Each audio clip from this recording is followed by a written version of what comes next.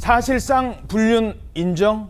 자, 이번에 전해드릴 사건은 세간의 화제가 됐던 한 연예인의 불륜 사건과 관련된 소식입니다. 불륜 의혹이 불거졌던 이 배우, 야, 정말 하면서 많은 사람들이 깜짝 놀라기도 했었습니다.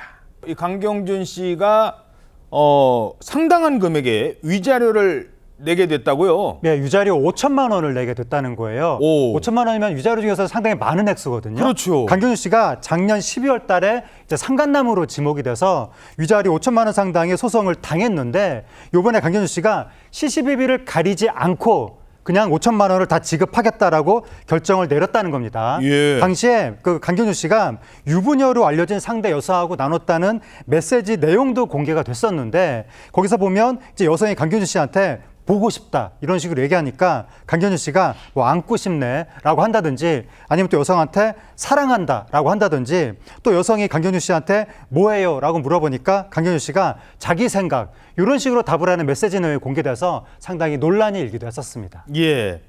자, 법원에서 사실관계를 아예 다퉈보지도 않고 뭐 청구를 하면은 그대로 다 주겠다 5천만 원을.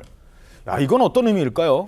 청구인락이라고 하는 것은 법률상으로는 지금 원고의 주장을 피고가 다 인정을 하겠다라는 그런 얘기를 말합니다. 그러니까 원고에게 위자료 청구권, 손해배상 청구권이 있다는 것을 우리도 인정하고 원고가 주장하는 금액 자체나 다른 사실관계에 대해서 더 이상 다투지 않고 소송 절차 자체를 종료시키겠다는 의사표시라고 보시면 되거든요. 그래서 이게 불륜의 인정이냐 여기에 대해서 강경준 씨 측에서는 불륜 인정이 아니라는 입장을 밝혔습니다. 그러니까 이게 연예인이다 보니까 이혼 사유가 우리 때문이라고 다퉈서 길게 사건이 흘러가면 언론에 계속해서 기사가 나오는 것도 부담스럽고 가족들도 너무 힘들어했기 때문에 일반적으로 소송으로 봤을 때 법적 다툼 흘러가면은 금액이나 이런 면에서 바뀔 수 있는 여지가 있겠지만 그런 금전적인 부분이 중요한 문제가 아닌 만큼 빨리 종결을 하는 것이 필요할 것 같아서 청구인락으로 소송을 종결한 것이다 이렇게 강조를 했는데요. 공교롭게도 제가 이 수행한 사건 중에 굉장히 유사한 사건이 있었습니다. 똑같이 상간자에 대한 위자료 청구 소송이었고요. 저희가 소장을 보냈는데 답변서로 원고의 청구를 인락합니다. 딱 한 줄만 써가지고 왔더라고요. 답변으로 인정한다? 그렇죠. 근데 그래서 이제 소송이 종결이 됐는데 그런 경우에 뭐 강경준 씨가 이렇다는 게 아니고요.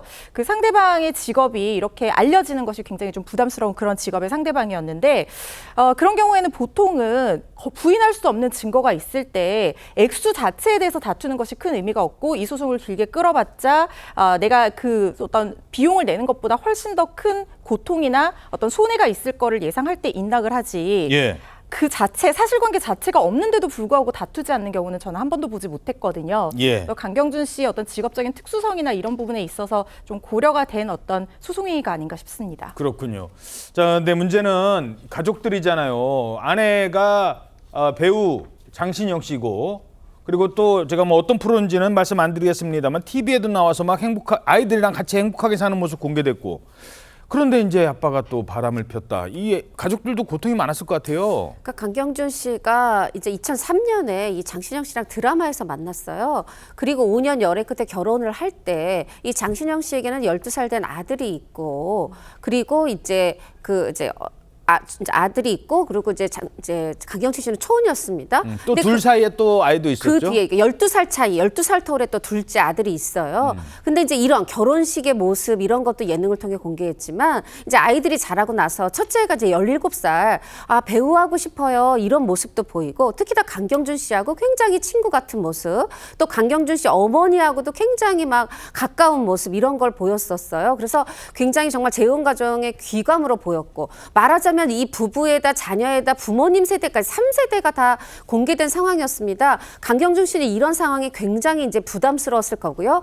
이게 지금 지난해 12월 23일에 소가 제기가 됐는데 언론에 공개된 게 1월 초예요. 지금 7개월 넘게 이런 상황이 계속되면 사실 가족들은 얼굴이 다 노출됐기 때문에 밖에 외출하는 것조차 힘들잖아요. 이런 부분 강경준 씨한테 굉장히 부담이 됐을 거고 이게 또 이제 사실은 처음에 서울중앙지법에서 시작을 했는데 상대방 부부가 이혼 소송 합니다. 어어. 그러면서 가정법원으로 이송이 됐어요. 예. 그러니까 이제 그쪽 이혼 소송에 있어서 이제 그것에 집중하고 저는 여기서 말하자면 별개로 좀 분리해서 빠지겠다 이런 이제 의지도 좀 있어 보이고요. 이제 이런 여러 가지 속에서 이제 강경준 씨가 모든 걸 다 저의 부덕의 탓이다, 죄송합니다 하면서도 처음부터 지금까지 단 한 번도 입장을 내지 않다가 요번에 이렇게 저 이거 승낙하겠습니다 하면서 그때 한 번 딱 지금 요번에 입장문을 낸 거예요. 아, 이게 처음으로 인정을 네, 하는 그렇습니다. 거예요? 근데 요번에 보면 이 맥락에 이런 얘기가 있어요. 그러니까 제가 사실이 아닌 부분을 해명할 생각도 해봤고